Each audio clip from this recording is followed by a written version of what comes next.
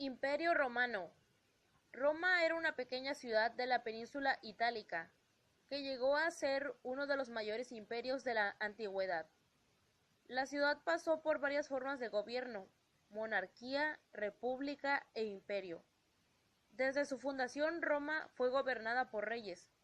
El primero fue Rómulo, su fundador, en 753 a.C. El último rey fue Tarquinio el Soberbio, derrocado en una revolución patricia. En 509 a.C. se establece la república gobernada por el Senado, controlado por los patricios y los cónsules elegidos cada año. A principios del siglo V a.C. Roma controlaba Lacio, y a principios del III a.C. su dominio se extendió por toda la península. Roma choca con Cartago por el dominio del Mediterráneo. La derrota cartaginesa le permite a Roma dominar Sicilia, Córcega, Cerdeña y la península ibérica. El Mediterráneo ya es Mare Nostrum. Al mismo tiempo conquista las costas del Mediterráneo oriental y parte de la Galia. El enriquecimiento de Roma aumenta las desigualdades sociales. La conflictividad social desemboca en la rebelión de los esclavos. La guerra social y la reforma fallida de los Graco, el enfrentamiento entre optimates y populares en el Senado, origina la primera guerra civil. Los optimates de Sila derrotan a los populares de Mario.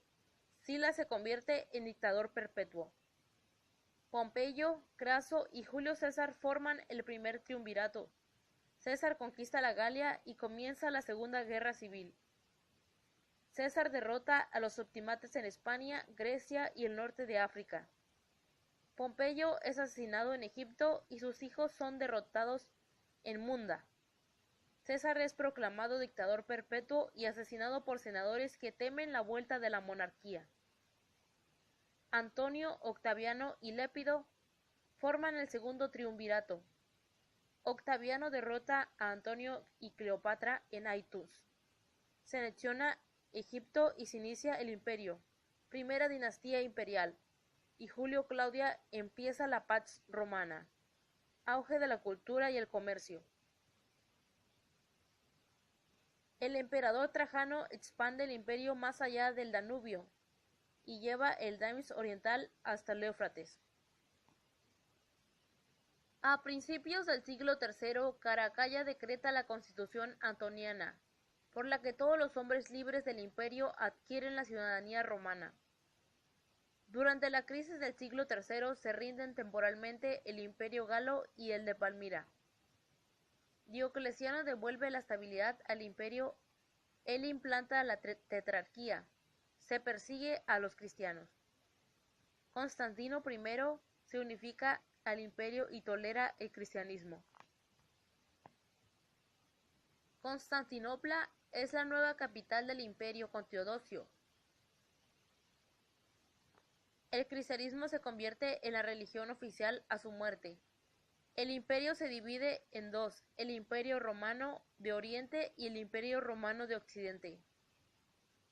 A principios del siglo V, nuevos vándalos y álanos cruzan el Rin, asolando a las Galias en su paso hacia la Hispania. Presionados por los hunos, el pueblo godo se divide en ostrógodos y visógodos. Estos últimos recorren el imperio, saquean Roma en 410 y se asientan en Aquitania. En 476, Odoacro depone al último emperador occidental, Rómulo Augusto. Es el fin del Imperio Romano de Occidente. Comienza la expansión de los visigodos por Hispania. Los vándalos se desplazan al norte de África en el siglo VI. Justiniano I recupera los territorios occidentales, conquista África, Italia y el sur de Hispania. A principios del siglo VII, los visigodos expulsan a los bizantinos Hispania y dominan toda la península hasta la llegada de los musulmanes en 711. En el Mediterráneo oriental, el imperio aún perdurará más de 7 siglos hasta la caída de Constantinopla en 1453. Imperio Romano. Roma era una pequeña ciudad de la península itálica, que llegó a ser uno de los mayores imperios de la antigüedad. La ciudad pasó por varias formas de gobierno: monarquía, república e imperio. Desde su fundación, Roma fue gobernada por reyes.